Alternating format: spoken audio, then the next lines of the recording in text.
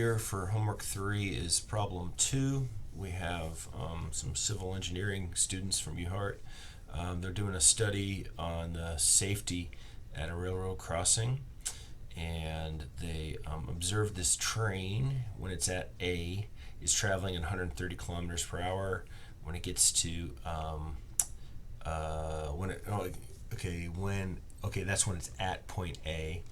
And then when it gets to point B here, you can see that this is 1.3 kilometers. That point A is 1.3 kilometers from this intersection.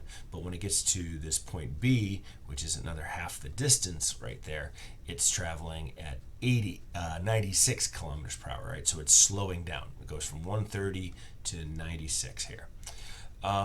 When they initially look at this train, when it's at A, they see that there's a car right here at C traveling on this highway. It's 2 kilometers from the intersection, and it's going 80 kilometers per hour. This road, like I said, is 60 right here. Now the car decides, it sees this train, and it's going to beat that train through the intersection, and so it really speeds up.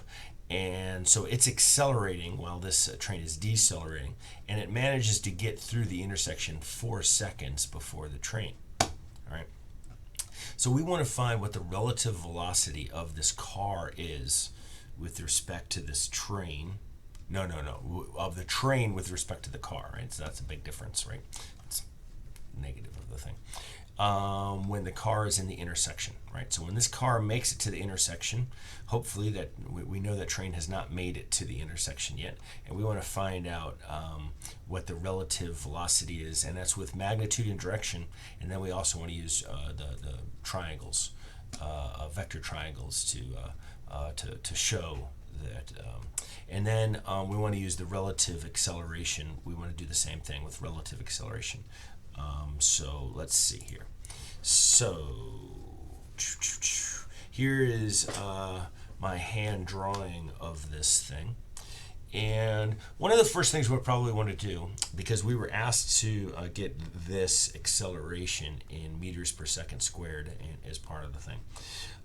It's better to do everything in meters per second and then convert it back, right? It's just it's easier just to keep the units all the same thing right here. So to start with, I'll say that this VA is 130, so it's kilometers per hour, right? So we want to have 1,000 meters per kilometer, right? And then divide by 3,600 seconds per hour. I don't have to write out that conversion each time, you don't think, right? So that's 130, 1,000 times, and then 3,600 divided. So I get 36.111111. That's meters per second. And let's see, V. So that at the second location, right there, we have 96. And just multiply by 1,000 and divide by 3,600. And so 96, 1,000 times 3,600 divide, okay, we get 26.67 meters per second.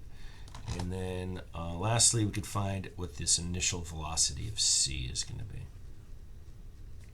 So that's 80 times 1,000 divided by 3,600. So 81,000 times 3,600. So you get 22.2222. And it's meters per second. Okay, so we got that out of the way. Now we know what the speed of the train here and here. So that means we're going to be able to find the deceleration.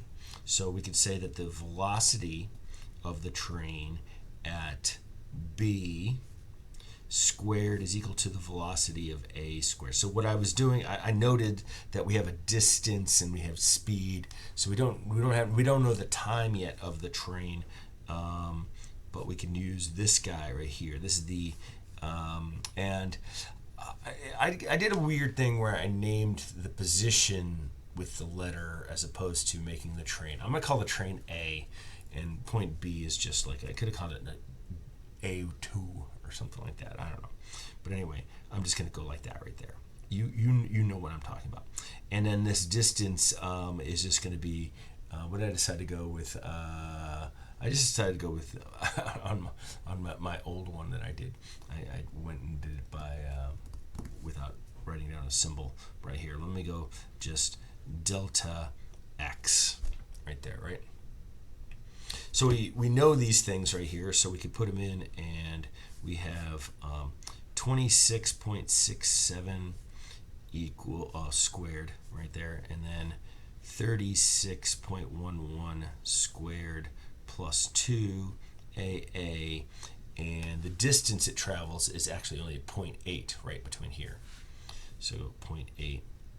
And we find that the acceleration of A, it should be a negative value, and should have this squared, and then, what is it? Who are you? Go away. And that squared, we should subtract them, divide by 2, divide by 0.8, and we get a negative 0.3. Ooh, did I go? Let me double check. Oh, bad man.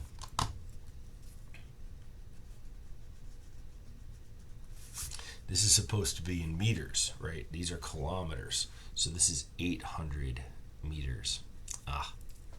All right, so let me do it again. 26.67 squared, 36.11 squared, subtracted out, divide by 2, divide by 800. Yeah, okay. Negative 0.3704 meters per second squared. Right. Now, reading through the problem, we know when the car gets to the spot, right?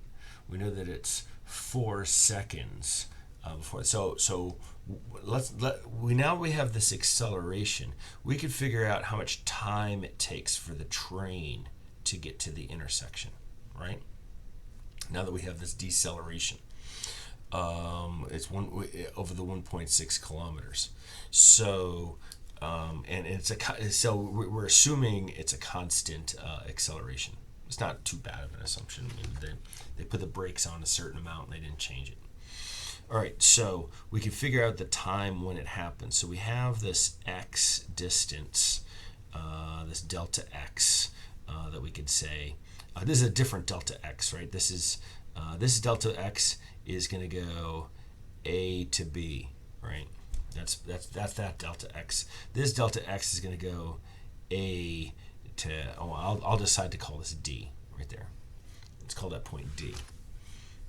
A to D, right, is going to be equal to its initial speed right here. We could use either one of these, by the way, just as long as we did it with the correct distance onto there. So that's initial velocity here. So we go VA times time, right? That's what I'm calling it, that time. And then plus 1/2 the acceleration of A, and then t squared. We should be able to find that. So we have this distance is going to be 1,600 meters. It's going to be equal to this initial speed of 36.11. We have this time plus 1/2, and then negative 0.3704, and then t squared. And you know what we're going to have is a quadratic equation, right? So it's a lot of times I think it's nice to have that quadratic equation in the form of having the coefficient in front of the square term as 1, right? So I'm going to go ahead and rearrange this thing by, this is going to come onto the other side, which would make it negative, but I'm going to divide through by 1/2 of 0.3704. Hopefully that's not confusing. So that's going to make this guy negative. That's going to keep this positive right here. So that's going to be negative. And so I'm going to divide by,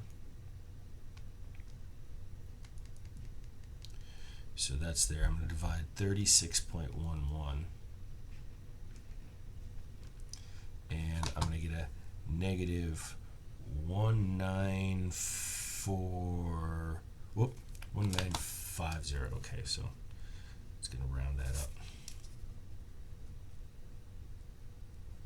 Yeah, and that's times t, and then I'm also going to have this one. This one would have come over to the other side and been negative, but then we're dividing through by that negative value right here. I can get rid of that, by the way, and I don't need to make that. So I'm going to make 1600. And I'm going to end up with a positive 8,639 equal to 0. Okay, and now I use the quadratic equation.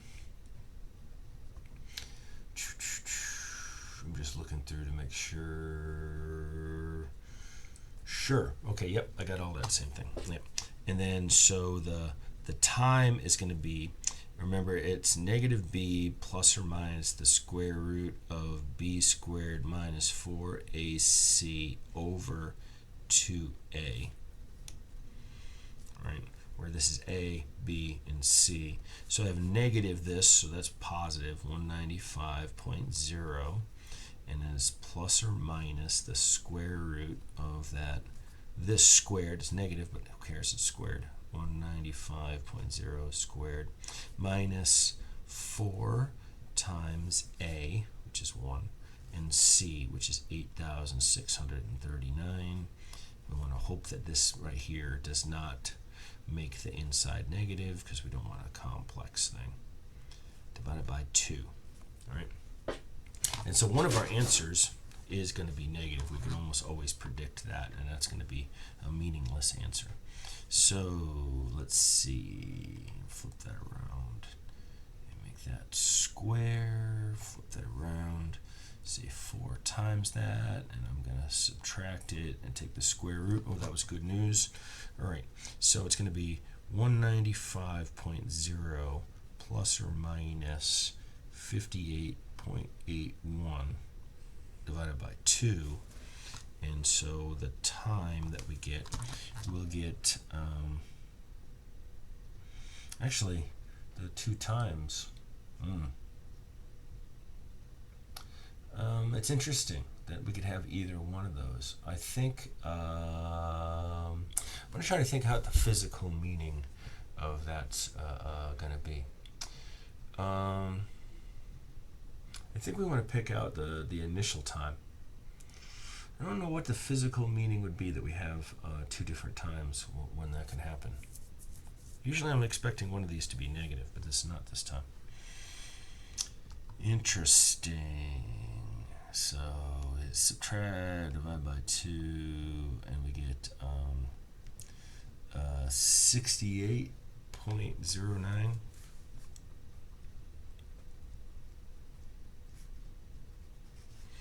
And 195 and 58.81 and add them together, so we get 126.9 seconds. I'm going to pick the first of these 2. I'm going to have to ponder why those 2, why we have 2 positive values right there, and what it could possibly mean. When it has right here, right? Could you have? I don't know. Okay, so I'm going to select this time right there, and so what we find is that the at the intersection, so this is the time when the train gets there. Therefore, car C is at intersection.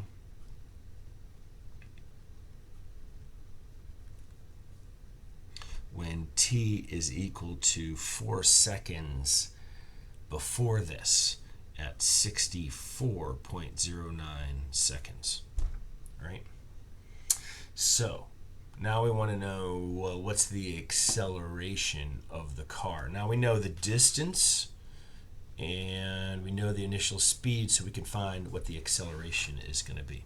So VC is going to be equal to its initial velocity plus the acceleration of C times T C. Right? No. We need the acceleration first. So we know the distance and the time. Right? So we can have the distance delta C right there. All right, so that's going to be the 2 kilometers. It's going to be equal to the initial velocity of C times the time of C plus 1/2 the acceleration of C times the time of C squared. All right, so we end up with 2,000 equal velocity of C, 22.22, the time 64.09 plus 1/2 the acceleration, that's what we're trying to find, and 64.09 squared. So the acceleration should be, let's see, we go 2,000, and then we're going to take 22.22 and multiply it by 64.09, and then we're going to subtract that out from there. All right, we'll multiply by 2. Boom. And now we're going to divide by 64.09 squared. Divide. And we have that accelerating at 0.2804 meters per second squared. All right. So that's the thing is accelerating that amount. And so now we need the velocities at that time, right? So we want at this moment right here, we want to find out what the velocity, the speed of both the train and the car now that we have it. So we have the train, which I'm going to call VA. It's going to be VA original, maybe, I guess, plus the acceleration of A times the time of C, right? So that's going to be 36.11 plus, now this is a negative 0.3704, right, times our 64.09. So 36.11 and 64.09 and 0.3704 times minus, so he's going 12.37, and that's meters per second, but I want to turn those into kilometers per hour, so I'm going to multiply by 3,600 and divide by 1,000. So he is going 44.54 kilometers per hour. And let's say the V C, take the V original plus the acceleration of C times that time when it's in the intersection. And so we start out with 22.22 plus 0.2804 and our 64.09 and 22.22, 0.2804, 64.09 times, and add them together. He's still only going no, this isn't kilometer, this is in meters per second, so it's pretty fast, okay? And So multiply by 3,600, yeah. Divide by 1,000, sure. So, wow, he's going 144.7 kilometers per hour, which is, that could potentially be like insane fast. In fact, I'm kind of curious, so let's just go to the online conversion factor for speed and see if that makes any sense. And common speed, kilometer per hour, and we go mile per hour, and let's say we go 144.7. Yeah, he's going like 90. He's going like 90. That's crazy. All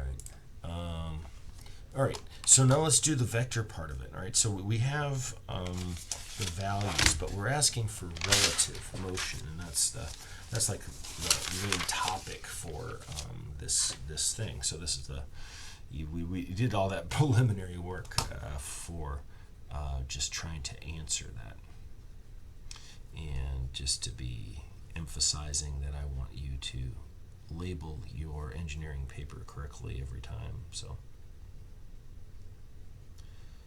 this is to continued. Dot, dot, dot.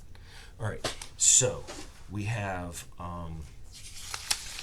the acceleration. Let's start with the velocity.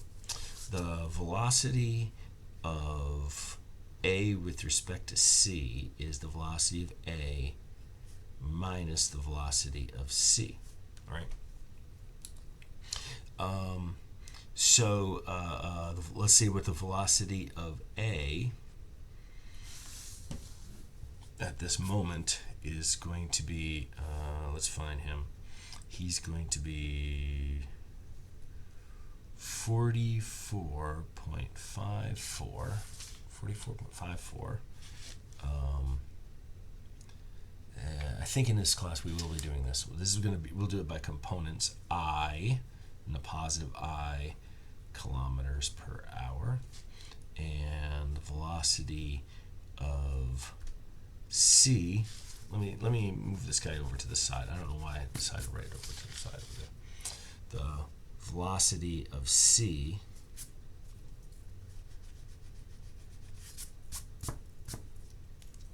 is going to be equal to 144.7 kilometers per hour, and we could write it this way right here.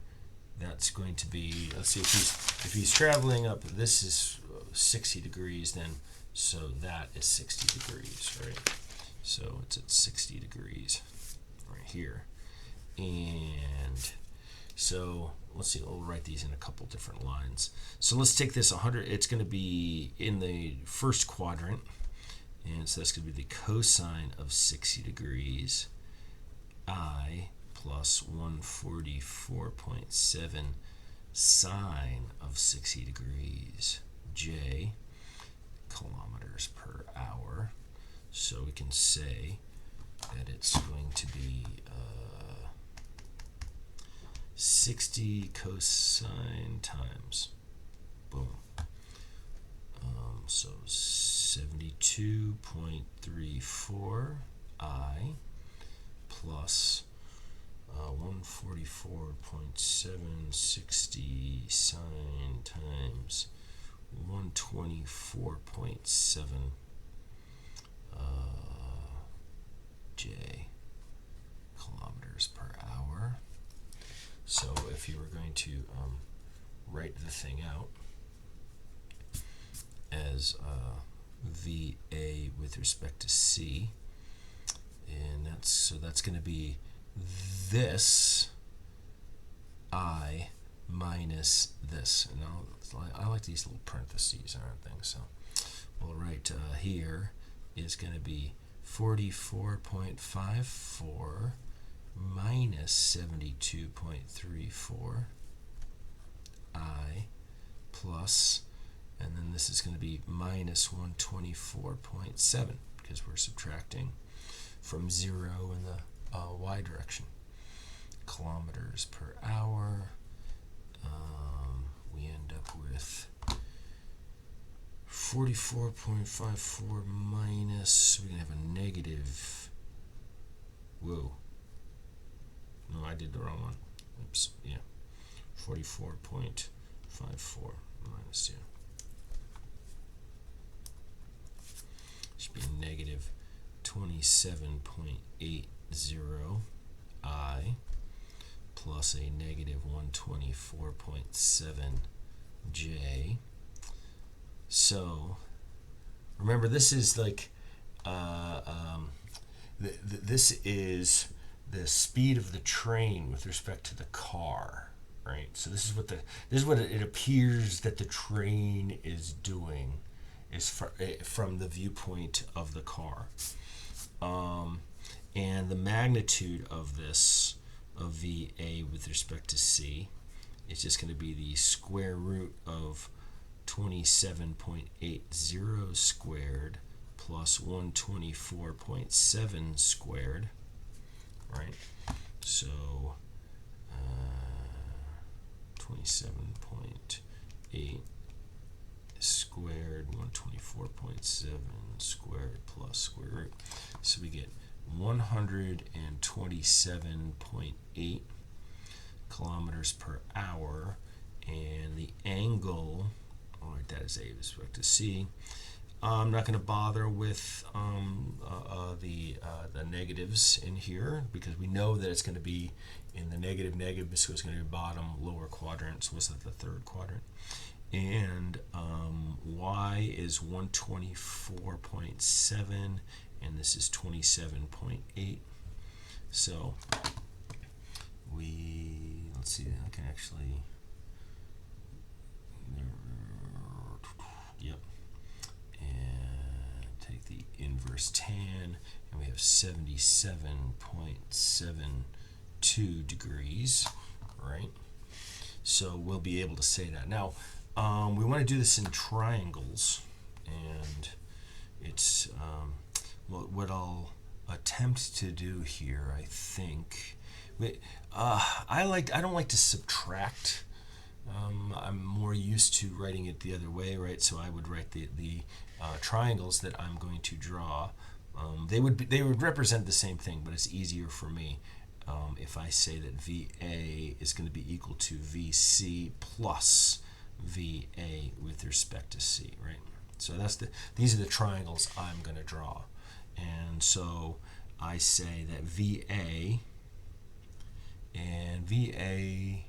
is something like 44. So maybe I'll try to do that right there. There's 44 right there. I used millimeters right there, and I didn't do a very good job of drawing a straight line, but it's probably not going to be any better here. Okay, so that's going to be the answer. So, and it's definitely coming this way right there. So VC, let me see, I'm going to see my old sketch of this thing too as I'm going through there, because I don't want to tell you the wrong thing. Actually, let me see.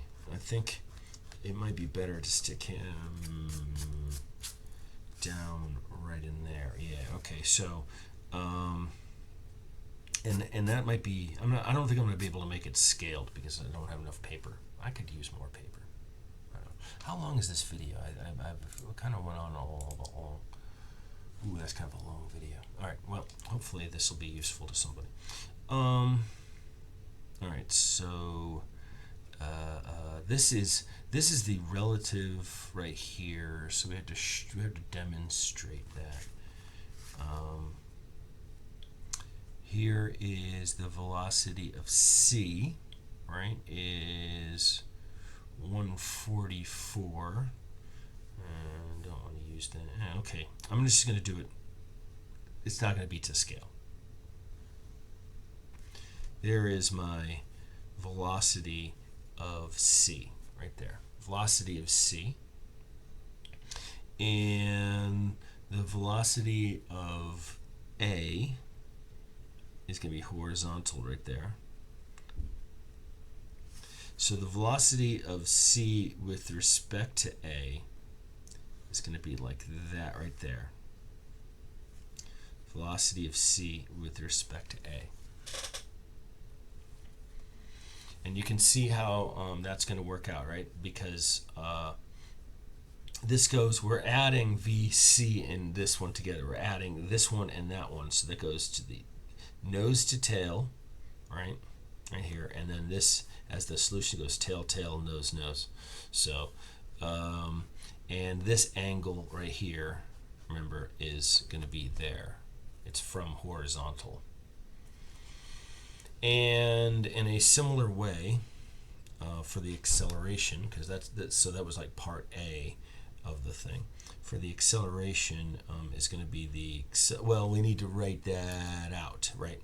So we have the acceleration of A with respect to C is going to be equal to the acceleration of A minus the acceleration of C. And we know the acceleration of A is going to be negative 0.3704 I, and that's meters per second squared. And the acceleration of C over here is accelerating. It's going upwards, right? So it's going to go, and he was,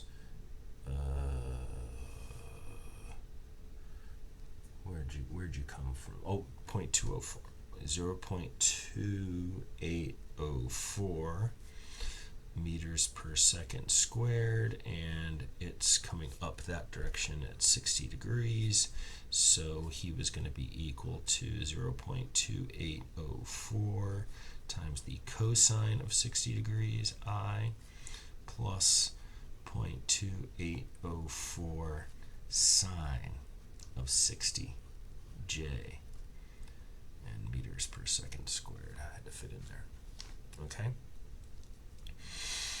So, I'll write it right there. 0.2804, 60 cosine times, and 0.2, well, I don't know why I just did that. 60 sine times, all right. So we had 0.1402 I plus 0. Is it correct? I'm going to double check that. I don't like, it doesn't seem right to me. All right, so let's see. 0.2804, 60 sine times, yeah, that's right, okay. So, if we have the acceleration of A with respect to C, we say that it's going to be A is a negative 0.3704 minus 0.1402 I plus, and this should be negative 0.2428 J meters per second squared. So,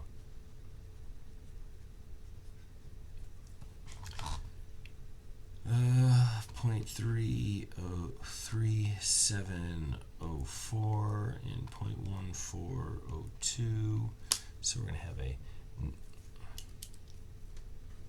negative 0.5106 I plus a negative 0.2428 J meters per second squared. And if we get the magnitude and direction of these, right, square root of 0.5106 squared plus 0.2428 squared.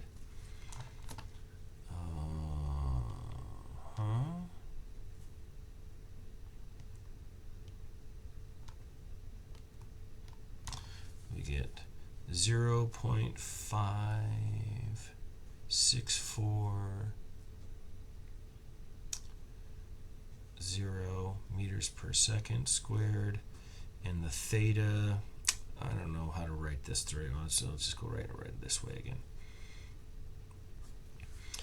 0.2428 divided by 0.5106 ends up being 0.2428, 0.5106 divided, and it ends up being 25.43 degrees. And again, that's going to be from the horizontal, and it's down. They're both negative, so it's going down into the third quadrant right in there. And I'm not leaving myself a lot of room here, but let's see. That would be, of course, I'm going to write this thing again. I'm going to write that the acceleration of A is going to be equal to the acceleration of C plus this relative acceleration of A with respect to C. And so, let me see here. That means that we're going to have the same kind of angle going up at 60 degrees right in there, right? And so this is the acceleration of C. But now the acceleration of A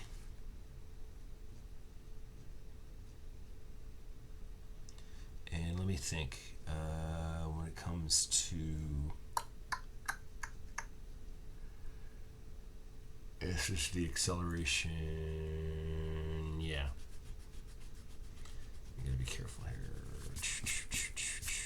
Acceleration of A is the answer right there, right?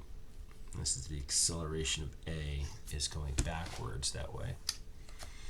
And we're gonna go to tail nose on this right here. So this is the one that's coming up at 60 degrees. So this is the acceleration of C, and right here is going to be the relative one right there, right? This is the acceleration of A with respect to C. Right in there. Okay, so the answers.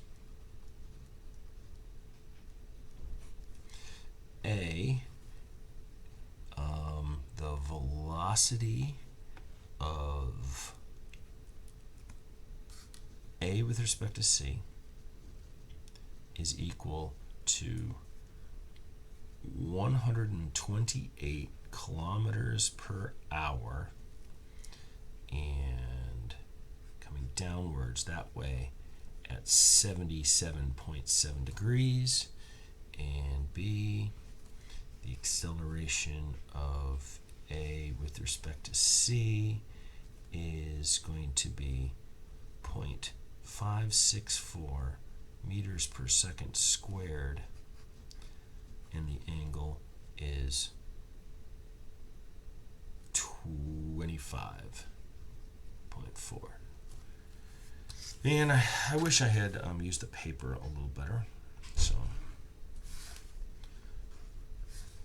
we'll just try to work next time, make it a little bit more presentable. I don't like crossing over the margin there.